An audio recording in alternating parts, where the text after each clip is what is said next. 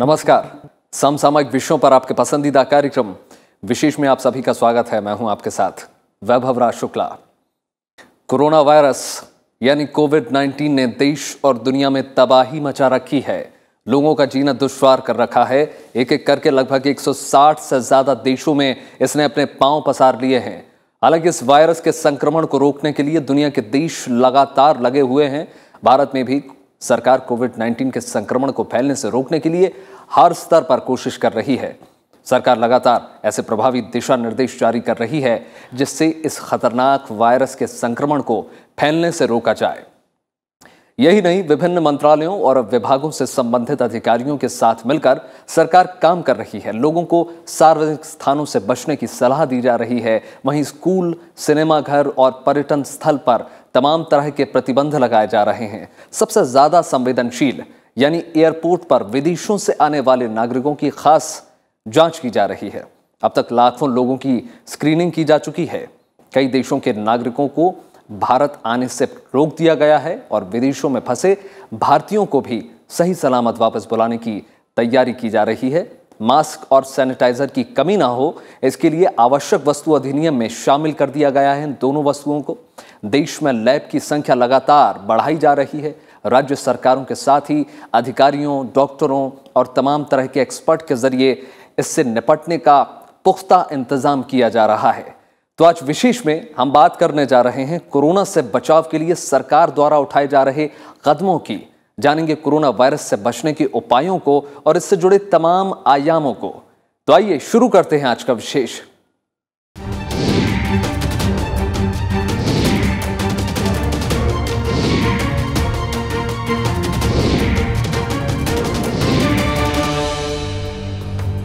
Corona virus के बढ़ते खतरे से निपटने के लिए सरकार हर संभव कोशिश कर रही है।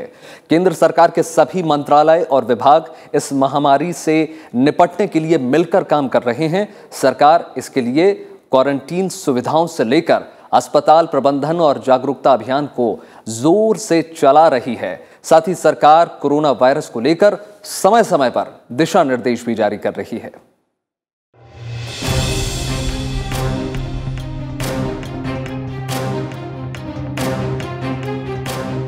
सरकार ने कोविड-19 से प्रभावी रूप से निपटने, इसे प्रबंधित करने और इसकी पूर्ण रोकथाम के लिए यात्रा प्रतिबंध, हवाई अड्डों और बंदरगाहों पर यात्रियों की सार्वभौमिक स्क्रीनिंग, वीजा का निलंबन और सेल्फ क्वारंटाइन जैसे कई अग्रसक्रिय और समयबद्ध उपाय किए हैं। देश में कोरोना वायरस से संक्रमित 147 मामले सामने आए हैं, जिनमें 14 लोग संक्रमण से मुक्त हो चुके हैं और 3 लोगों की मौत हो चुकी है। कोरोना वायरस से संक्रमित 130 मरीजों का इलाज चल रहा है। केंद्र सरकार कोविड-19 से बचाव के लिए की गई तैयारियों की लगातार विभिन्न मंत्रालयों और विभागों से संबंधित अधिकारियों के साथ समीक्षा कर रही है। कोविड-19 के फैसले पर नियंत्रण के लिए राज्य सरकारों की मदद के लिए 30 अपर सचिवों और संयुक्त सचिवों को तैनात किया गया है। इसके साथ ही सरकार ने कोविड-19 की स्थिति को देखते हुए 11 मार्च 2020 और 16 मार्च 2020 को जारी किए गए यात्रा परामर्श को जारी रखते हुए अतिरिक्त परामर्श जारी किए हैं। इसके तहत यूरोपीय संघ के देशों तुर्की और ब्रिटेन से यात्रियों के भारत में प्रवेश पर 31 मार्च तक प्रतिबंध लगा दिया गया है। साथ ही अफगानिस्तान, फिलीपींस और मलेशिया से भी लोगों के आने पर रोक लगा दी गई है। इसके अलावा संयुक्त अरब अमीरात, कतर, ओमान और कुवैत से आने वाले यात्रियों के लिए क्वारंटीन की अवधि न्यूनतम 14 दिन कर दी गई है। सभी शिक्षण संस्थान, संग्रहालय, जिम, स्विमिंग पूल और थिएटर मार्च 31 तारीख तक बंद रखने का फैसला किया गया है। सरकार की तरफ से देखें तो काफ़ी अच्छे और महत्वपूर्ण कदम उठाए गए हैं। सरकार ने आई थिंक बिल्कुल समय पे सारे एक्शन लिए हैं। जैसे कि उन्होंने टाइम रहते हुए ही एक ट्रैवल एडवाइजरी जैसे उन्होंने फॉर्मुलेट की कि भाई ट्रैवल के टाइम पे क्या क्या ध्यान रखना है, कौन से कंट्रीज़ हैं जिनमें जाना नहीं है। और वो ट्रैवल एडवाइजरी ऐसी नहीं थी कि फिक्स थी पहले दिन से, वो इवॉल्व होती गई टाइम के साथ में। जब एपिडेमिक इतना ज़्यादा सीरियस नहीं था या सिचुएशन इतनी गंभीर नहीं थी, तब रूल थोड़े रिलैक्स थे। जैसे जैसे गंभीरता बढ़ती की बीमारी की, तो सरकार ने अपने रूल भी टाइट कर दे गए हैं। सरकार ने कोरोना वायरस संक्रमण के कारण मलेशिया में कुआलालंपुर हवाई अड्डे पर फंसे भारतीय नागरिकों को स्वदेश लाने के लिए एयर एशिया की 2 उड़ानों को मंजूरी दी है। विदेश मंत्रालय ने लोकसभा में एक लिखित जवाब में बताया कि 276 भारतीय विदेशों में कोरोना वायरस से संक्रमित हैं। इनमें सबसे ज्यादा 255 लोग ईरान में हैं, वहीं संयुक्त अरब अमीरात में 12, इटली में 5, हांगकांग, कुवैत, रवांडा और श्रीलंका में एक भारतीय कोरोना वायरस से संक्रमित है। केंद्र सरकार के सभी मंत्रालयों और विभागों को कोविड-19 के मद्देनजर सरकारी इमारतों के प्रवेश द्वार पर थर्मल स्कैनर लगाने की सलाह दी गई है। कार्मिक और प्रशिक्षण विभाग के परामर्श में कहा गया है कि सभी प्रवेश द्वारों और स्वागत कक्षों में हाथ साफ करने के लिए सैनिटाइजर्स रखे जाने चाहिए। फ्लू जैसे लक्षणों वाले व्यक्तियों को समुचित उपचार और क्वारंटीन का परामर्श दिया गया है। जहां तक संभव हो, बैठकें वीडियो कॉन्फ्रेंसिंग के जरिए की जानी चाहिए। समय समय पे जो गवर्नमेंट ये भी कदम उठा रही है कि किस तरह से हम आम जनता को कोविड-19 के बारे में ज़्यादा से ज़्यादा जानकारी प्रदान करें। उसमें जैसे टीवी के ऊपर फ्रीक्वेंटली विज्ञापन आ रहे हैं, पोस्टर भी लगाए हैं, ताकि आम जनता को एक तो पैनिक ना हो और आम जनता को ये पता लगे कि कोविड-19 एक्चुअली है क्या, कितनी गंभीर बीमारी है और जनता किस तरह से सहयोग दे सकती है इसको कंट्रोल करने में। तो इस तरह से मेरे को लगता है कि सरकार ने काफ़ी कदम उठाए हैं। कोरोना वायरस के प्रभाव को रोकने के लिए प्रधानमंत्री नरेंद्र मोदी ने सार्क देश के नेताओं से वीडियो कॉन्फ्रेंस के जरिए साझा रणनीति बनाने के लिए बातचीत की। सहयोग की भावना के साथ प्रधानमंत्री नरेंद्र मोदी ने सभी देशों के स्वैच्छिक योगदान के आधार पर कोविड-19 इमरजेंसी फंड बनाने का प्रस्ताव भी रखा।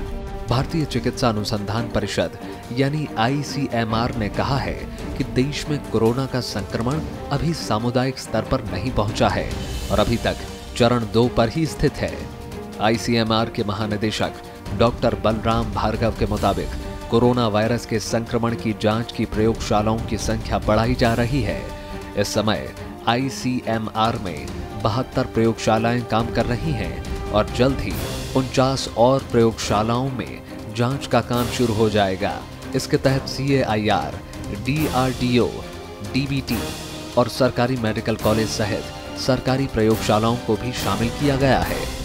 बात करें ट्रीटमेंट की या वैक्सीन बनाने की, तो उस में भी सरकार का काफ़ी योगदान है। I think government of India, ministry of family welfare and ICMR काफ़ी क्लोजली काम कर रहे हैं और आई थिंक जो national institute of virology Pune, उसके कोलैबोरेशन में कुछ काम चल रहा है वैक्सीन के ऊपर भी।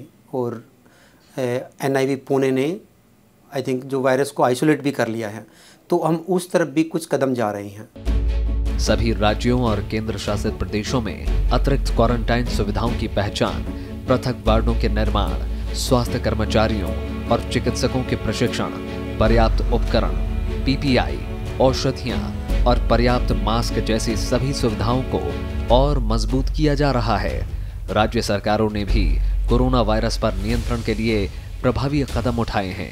उत्तर प्रदेश सरकार ने शिक्षा संस्थान 2 अप्रैल तक बंद कर दिए हैं। प्रतियोगी परीक्षाओं सहित सभी परीक्षाएं स्थगित कर दी गई हैं। वहीं बिहार सरकार ने कोरोना वायरस को महामारी घोषित किया है। कोरोना वायरस के कारण सावधानी बरतते हुए जम्मू कश्मीर सरकार ने पूरे केंद्र शासित प्रदेश में विदेशी पर्यटकों के आने पर रोक लगा दी है। Bureau report, Rajya Sabha TV. सरकार कोरोना वायरस के प्रकोप से बचने के लिए हर संभव प्रयास कर रही है। इसी के मद्देनजर केंद्र सरकार ने 13 मार्च को मास्क और हैंड सैनिटाइजर की किल्लत को दूर करने और कालाबाजारी को रोकने के लिए इन दोनों वस्तुओं को आवश्यक वस्तु अधिनियम में शामिल करने का फैसला किया। दरअसल कोरोना से बचने के लिए बीते कुछ दिनों से मास्क और हैंड सैनिटाइजर की मांग लगातार बढ़ रही थी। जरूरत बढ़ने पर बाजार में ये दोनों सामान बहुत अधिक कीमतों पर भी बेचे जाने लगे, जिसके बाद सरकार ने यह फैसला किया।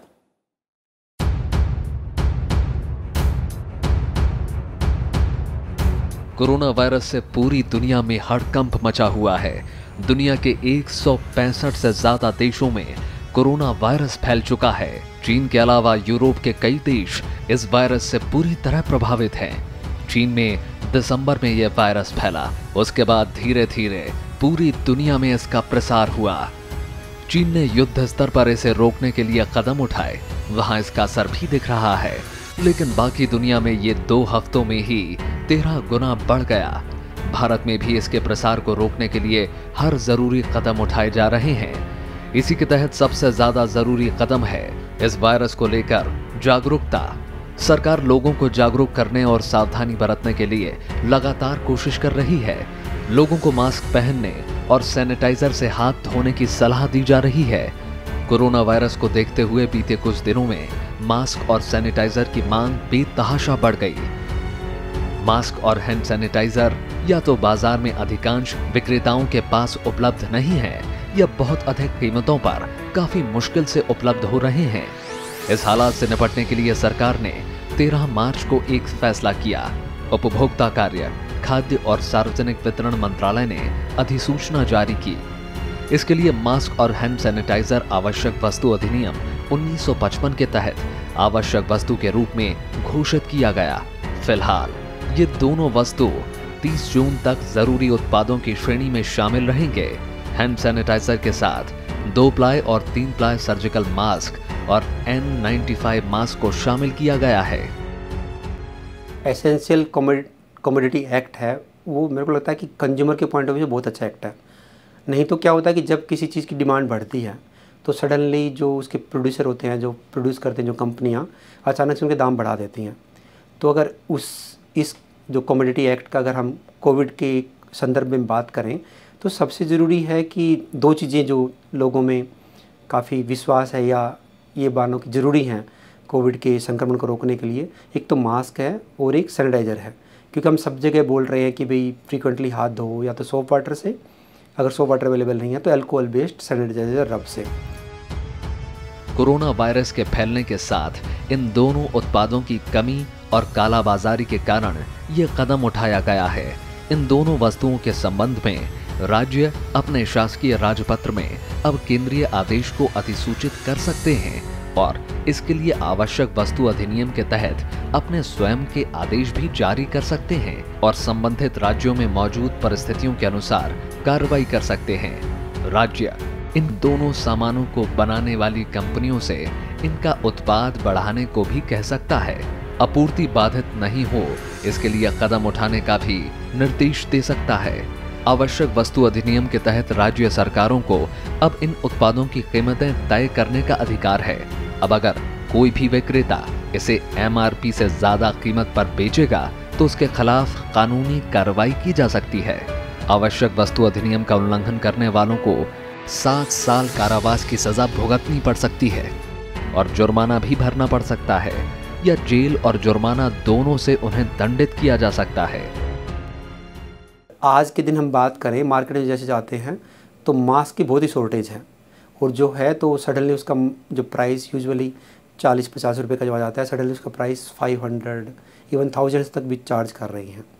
इस ऐसे ही जो सैनिटाइज़र हैं उनका जो प्राइस है, एक मैक्सिमम प्राइस होता है, उसके बियॉन्ड लोग चार्ज कर रहे हैं।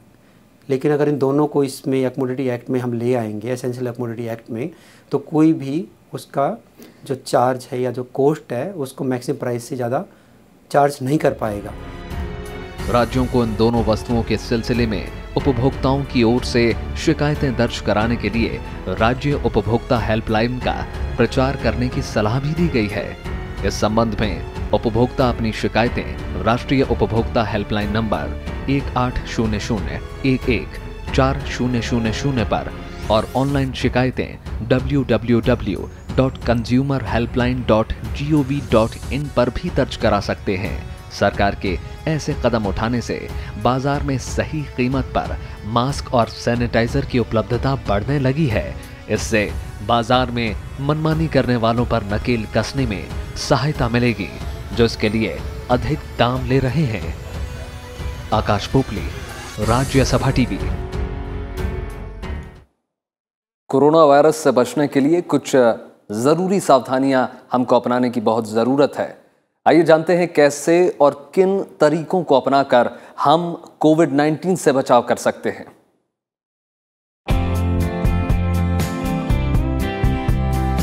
कोविड-19 के लक्षण की पहचान करने के लिए सजग और सावधान रहने की जरूरत है। कोरोना वायरस से अगर कोई संक्रमित हो जाता है तो इसके लक्षण के सामने आने में 2 से 10 दिन लग जाते हैं। बुखार, थकान और सूखी खांसी कोविड-19 के सामान्य लक्षण हैं। इसके अलावा कुछ मरीजों को शरीर में दर्द, नाक बंद होना, नाक बहना, गले में खराश और डायरिया जैसे लक्षण भी देखने को मिले हैं। कोविड-19 से संक्रमित होने पर कुछ मरीजों को सांस लेने में तकलीफ जैसी शिकायत भी होती है। डॉक्टर्स दिल की बीमारी, शुगर और ब्लड प्रेशर के मरीजों को ज्यादा सावधानी बरतने के लिए कहते हैं।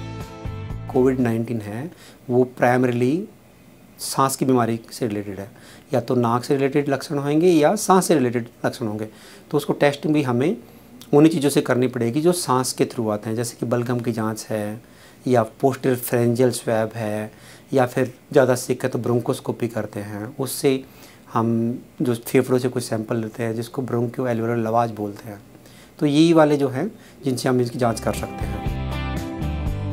कोविड-19 संक्रमण से बचाव करने के लिए कुछ आसान तरीके हैं जिसे सावधानी से अपनाकर इससे बचा जा सकता है। बचाव के लिए हाथों को बार बार साबुन या अल्कोहल आधारित सैनिटाइजर से धोएं।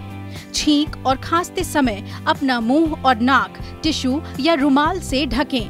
प्रयोग के बाद टिश्यू को किसी बंद डब्बे में फेंक दें। बुखार, खांसी, सांस लेने में तकलीफ होने पर डॉक्टर से तुरंत संपर्क करें। डॉक्टर से मिलने के दौरान अपना नाक और मुंह मास्क या कपड़े से ढकें। भीड़-भाड़ वाली जगहों में जाने से बचें और बुखार, खांसी, सांस लेने में तकलीफ होने पर दूसरों के संपर्क में न आएं। ये भी ख्याल रखें कि अपनी आंख, नाक या मुंह को ना छुएं और सार्वजनिक स्थानों पर ना थूकें।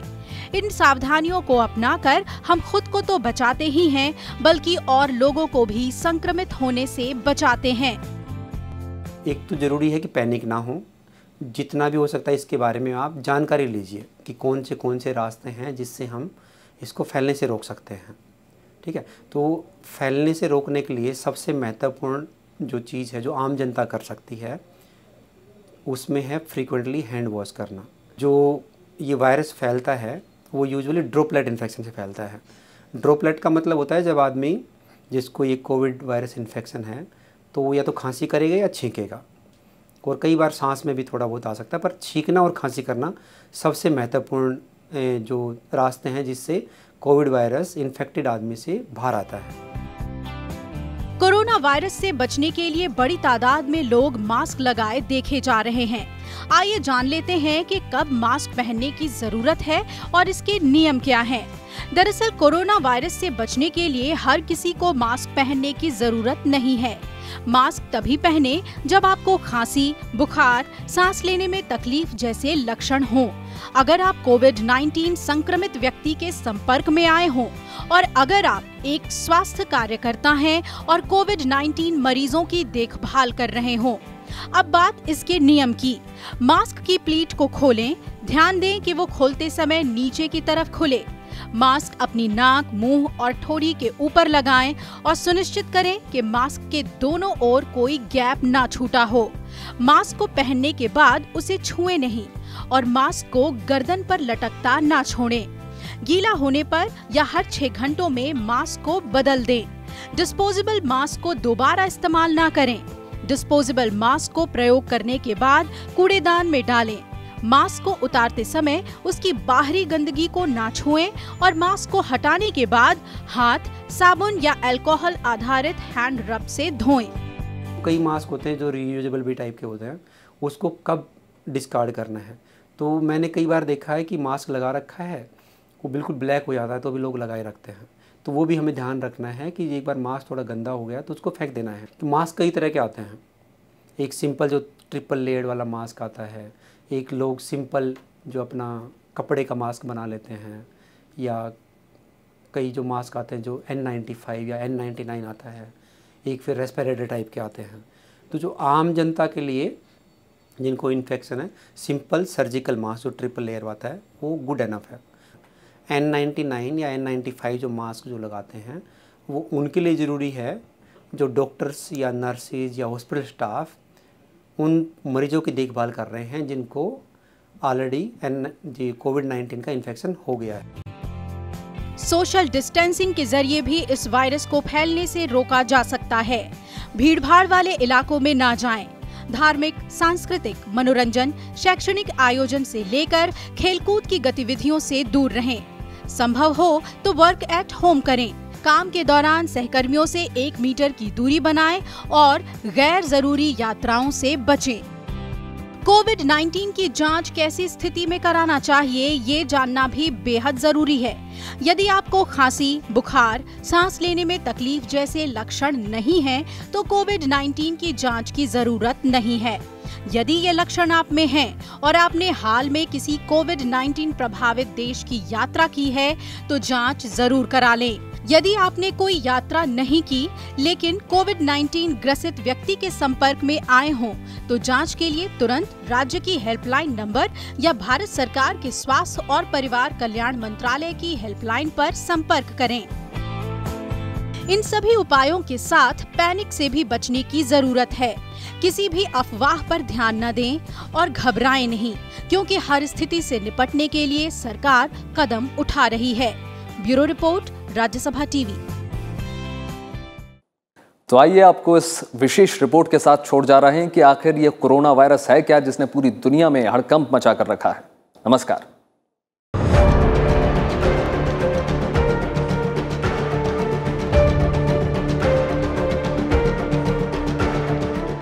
कोरोना वायरस को लेकर दुनिया भर में चिंताएं बढ़ती जा रही हैं। इसे फैलने से रोकना एक बड़ी चुनौती बन गई है। हालांकि चीन समेत दुनिया के अनेक देश इसे रोकने के लिए हर मुमकिन कोशिश कर रहे हैं। कोरोना वायरस का संबंध वायरस के ऐसे परिवार से है जिसके संक्रमण से जुकाम से लेकर सांस लेने में तकलीफ जैसी गंभीर समस्या हो सकती है। कोरोना वायरस कई किस्म के होते हैं, जिनमें से 6 को ही लोगों को संक्रमित करने के लिए जाना जाता है, लेकिन नए वायरस का पता लगने के बाद ये संख्या बढ़कर 7 हो गई है। कोरोना वायरस का जेनेटिक मटेरियल प्रोटीन स्पाइक के आवरण से ढका होता है, जो देखने में क्राउन की तरह लगता है। इसलिए इस वायरस का नाम कोरोना वायरस है।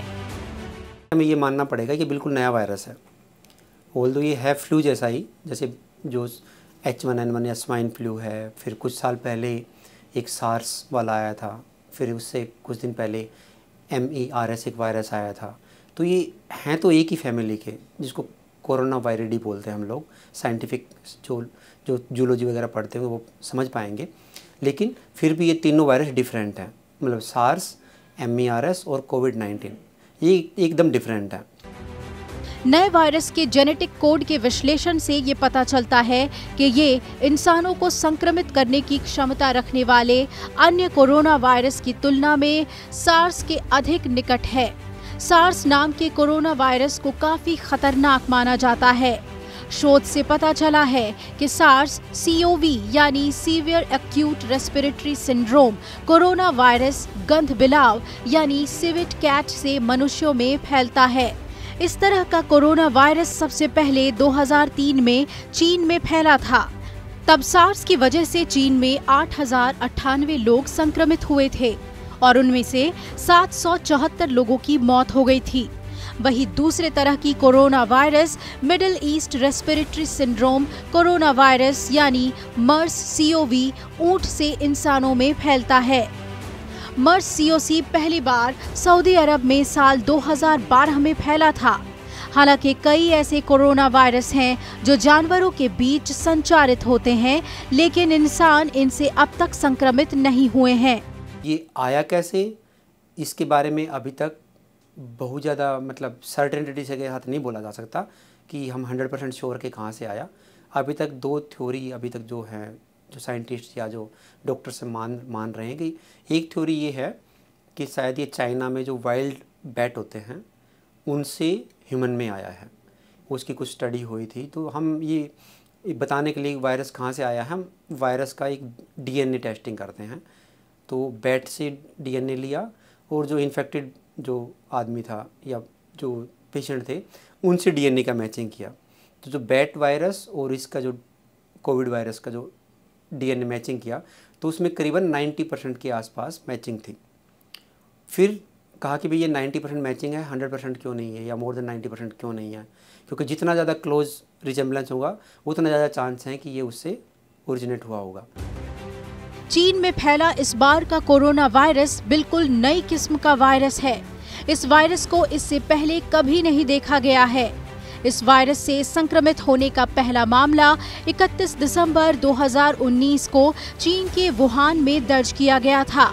दरअसल कोरोना वायरस जूनोटिक होते हैं, जिसका मतलब है कि ये जीवों की एक प्रजाति से दूसरे प्रजाति में जाते हैं और फिर इंसानों को संक्रमित कर लेते हैं। इस दौरान इनका बिल्कुल पता नहीं चलता। फिर एक रेप्टाइल है जिसको पेंगोलिन बोलते हैं। तो पेंगोलिन एक रेप्टाइल है जो एंट ईटर है, जो चींटियाँ खाता है बेसिकली। चाइना का एक मतलब थोड़ा सा अजीब सा उनका एक वो है कि वो कुछ भी खा लेते हैं, तो पेंगोलिन को भी वो खाते हैं। तो लोगों ने स्टडी किया कि पेंगोलिन से जो वायरस आइसोलेट हुआ और जो कोविड-19 है उसमें कितनी सिमिलरिटीज़ हैं। तो उसके डीएनए में भी सिमिलरिटीज़ हैं, पर वो भी 90% से कम हैं। कोरोना वायरस के लक्षण की बात करें तो इसके संक्रमण की वजह से सिर दर्द, नाक बहना, खांसी, गले में खराश, बुखार, सांस लेने में तकलीफ, अस्वस्थता का एहसास होना, छींक आना, अस्थमा का बिगड़ना, थकान महसूस करना, निमोनिया, फेफड़ों में सूजन जैसी समस्या उत्पन्न होती है। इसकी वजह से किडनी भी फेल हो सकती है। कोरोना वायरस को लेकर जहां पूरी दुनिया में चिंताएं बढ़ी हैं, वहीं इसे रोकने का प्रयास भी काफी तेजी से किया जा रहा है। Bureau report, Rajya Sabha TV.